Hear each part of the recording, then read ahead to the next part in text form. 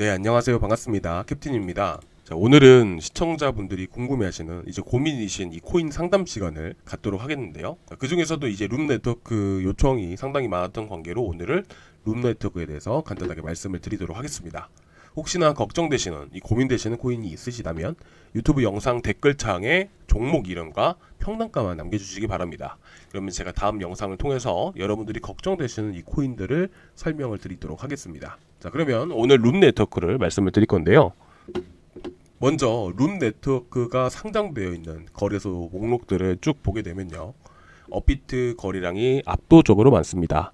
전체 거래량 중에서 90%가량 업비트가 차지를 하고 있고요. 그만큼 김치코인이라고 해도 무방합니다. 그리고 스몰캡 알트코인이기 때문에 이 순환매 도는 과정 안에서 제일 마지막에 급등하는 이 코인이 바로 룸 네트워크라고 볼 수가 있는데요. 사실 순환매에 대해서 이 메커니즘과 관련해서는 정말 많이 말씀을 드렸지만 그래도 처음 보시는 시청자분들, 구독자분들을 위해서 간단하게 말씀을 드려보도록 하겠습니다. 먼저 암호화폐 시장의 규모가 커지고 그렇다라는 것은 코인 전반적으로 상승을 한다라는 의미가 되는 겁니다. 암호화폐 시장에 훈풍이 불게 되면 가장 먼저 움직이는 게 그리고 가장 안전하면서도 확실한 코인이 비트코인과 그리고 이더리움입니다. 예전만큼의 이더리움에 대한 명성이 어느 정도 떨어지긴 했지만 그래도 알트코인의 대장은 이더리움이라고 할 수가 있습니다. 물론 요새는 좀 더 생태계 확장이 커지고 있는 솔라나까지도 볼 수가 있겠죠. 그래서 이런 코인들 위주로 해서 먼저 상승을 하게 되는 것이고요. 그리고 암호화폐 시장 규모가 커졌다라는 부분들은 성장 규모가 점점 더 커지고 있고 성장 가능성이 높아진다라는 부분들이에요. 자금이 많이 쏠리기 때문이죠. 그렇기 때문에 이더리움도 그렇고 솔라나가 덩달아 상승을 하게 되면 이어서 레이어 1이라는 초창기 코인들이 크게 또 급등하는 경향이 나타납니다. 자, 이어서 레이어 1 쪽이 또 상승을 하게 된다면 레이어 2가 같이 움직이게 되고 디파이라든지 여러 코인들 그리고 가장 마지막에 알트코인들이 급등하기 시작을 하게 되는데 여기까지는 다들 알고 계시는 내용입니다. 그죠? 근데 왜 이렇게 상승을 하느냐? 자, 이게 정말 중요합니다. 솔직히 말해서 수백 가지 되는 것들을 모두 설명을 드리기에는 시간이 너무 오래 걸린 관계로 간단하게 예시로만 말씀을 드리겠습니다. 예를 들어서 비트코인과 이더리움이 크게 급등을 했습니다. 그리고 조정이 나오는 이런 구간들이 분명히 생기겠죠. 예를 들어 제가 이더리움을 들고 있다라고 가정을 해보겠습니다. 여기서 나는 더 수익을 내고 싶다라는 그런 욕망이라는 게 분명히 생길 수밖에 없겠죠.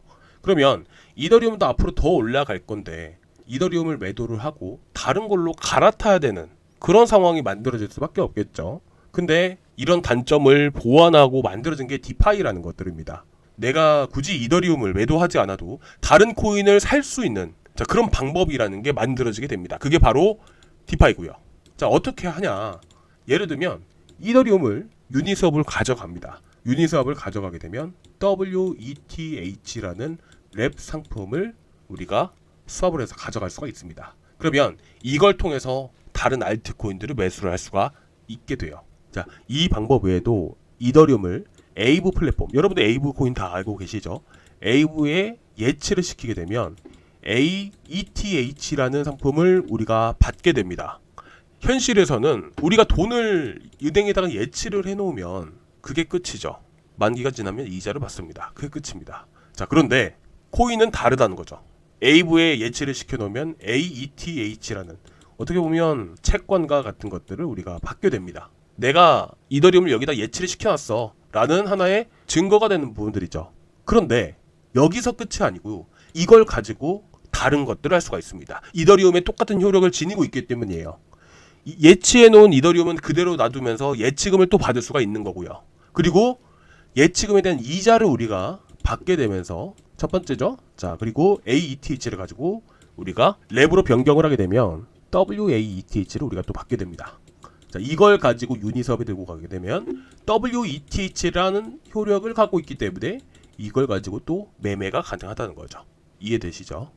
이걸 가지고 어떻게 보면 AETH 하나만 가지고 우리는 코인을 거래가 할 수가 있다라는 부분들이에요.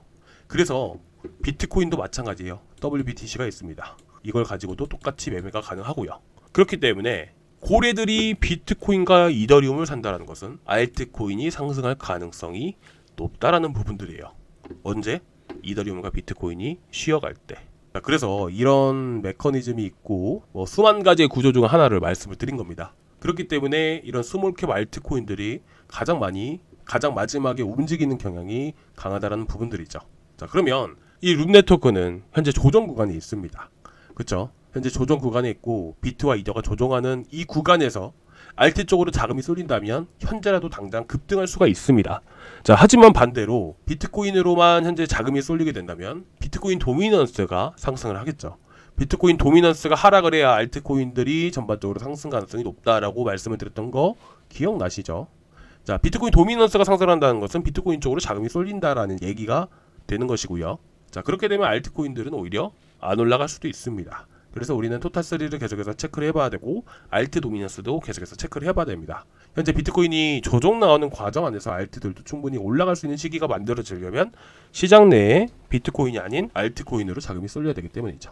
자, 첫 번째로는 지금 이런 조정 구간에서 나올 수가 있고요. 자, 두 번째로는 이때도 안 나온다 싶으면 결국 비트가 급등하는 시기에 맞춰서 추후에 급등할 가능성이 높다라고 생각합니다. 자, 그래서 지금 들고 계신 분들은 이 두 가지 시나리오를 먼저 보시면 될 것 같고요. 자, 그리고 에이지 컴슘, 이 빨간색 봉이 보이시죠? 자, 앞에서 노란색 선이 꺾이게 되면서 이때 엄청난 긴 막대가 형성이 되었습니다. 자, 이 말은 23년 5월 30일 전후 구간을 기준으로 해서 지갑과 지갑 간에 손바뀜이 있었다라는 부분들입니다. 자, 그리고 나서 이 물량을 어떻게 보면 매집이라고 볼 수 있는 부분들이고 그 이후로 쭉 상승을 하다가 자, 급등이 나오게 되면서 물량을 어느 정도 털어낸 흐름들을 보였습니다. 그리고 급락이 나오면서부터 현재까지 꾸준히 물량을 들고 가고 있는 부분들이에요. 자, 이해되시죠? 그래서 이 당시에 이 주황색 선을 기준으로 해서 이렇게 쭉 이렇게 그어놓은 손 보이시죠? 이 기준으로 해서 이 위쪽에 위치하게 되면 고래들과 세력들은 수익 구간에 해당되는 거고요. 밑에 위치하게 되면 손실 나는 구간에 있다라고 보시면 됩니다. 이 와중에도 현재 거래소 내에 있는 지갑을 제외한 다른 지갑들, 그렇죠?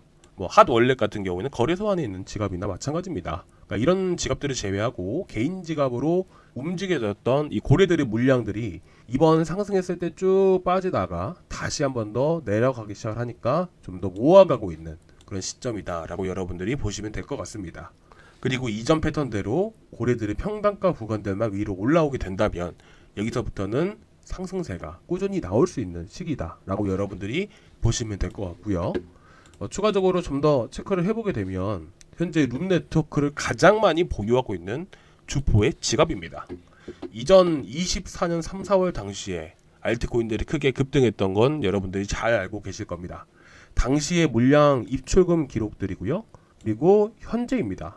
확연하게 다르다는 것을 알 수가 있죠. 이번 시기에 상승이 크게 나왔던 코인들의 공통점이라 할 수 있는 것은 바이낸스에서 거래가 상당히 많이 됐던 코인들입니다.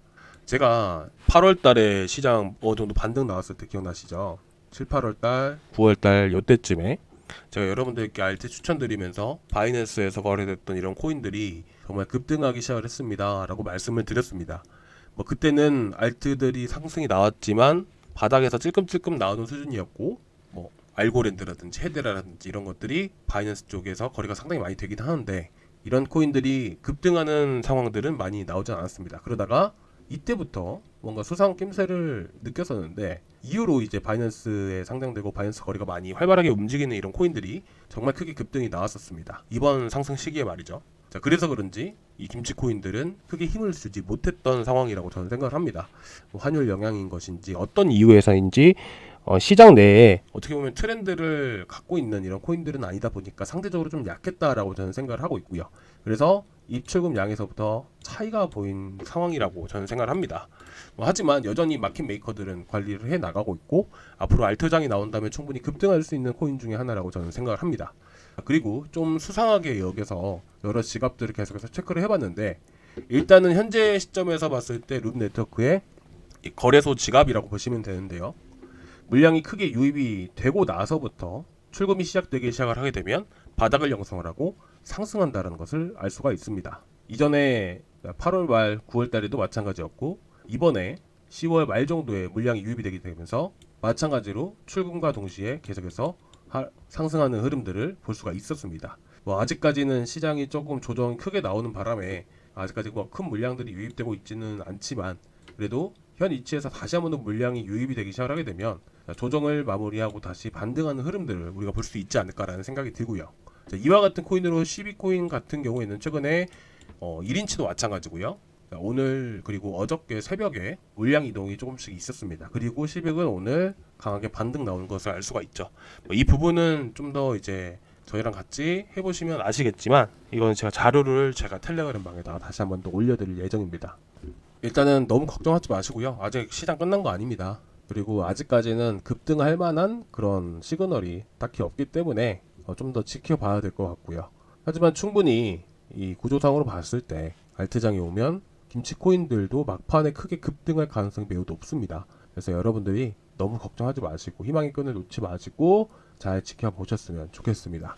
자, 오늘 여기까지 준비했고요. 다음 시간에 또 뵙도록 하겠습니다. 감사합니다.